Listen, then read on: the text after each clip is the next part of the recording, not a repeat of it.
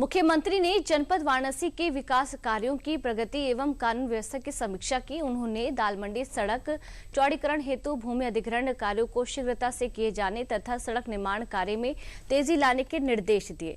Nodal अधिकारी हर कार्य की मॉनिटरिंग करें तथा यदि किसी भी स्तर पर बाधा परिलक्षित होती है तो उसका अविलंब निस्तारण कराएं। जहां पर्याप्त रैन बसेरे संचालित हों और तथा इनमें पर्याप्त संख्या में कंबल एवं अन्य आवश्यक व्यवस्थाएं सुनिश्चित की जाए।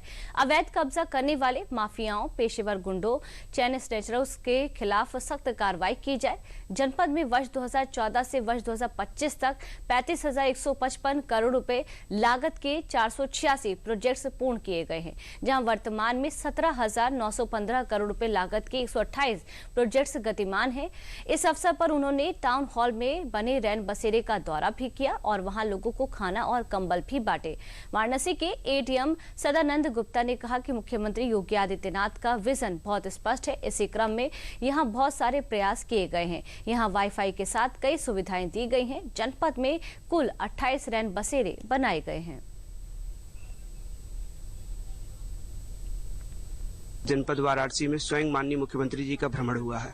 माननीय मुख्यमंत्री जी का निर्देश भी होता है और उनके विजन बहुत स्पष्ट हैं।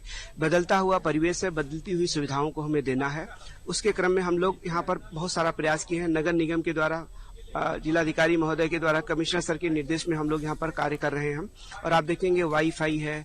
इसके अलावा हम यहाँ सीसीटीवी कैमरे से आच्छादित किए हुए हैं। पूरा कैंपस अलाव की व्यवस्था है और फायर एक्सटिंग्विशर से लेकर के सभी सारी व्यवस्थाएं जो आप एक होटल में सोच सकते हैं, उसका करने का पूरा प्रयास हम लोगों ने किया है। टोटल रैन बसेरे 28 बनाए गए हैं जनपद में। 25 नगरीय क्षेत्र के अंतर्गत हैं। उसमें सारी जगहों पर इसी प्रकार की व्यवस्था है। मनोरंजन के भी साधन है। आप देखेंगे तो वहाँ LED टीवी लगाया गया है।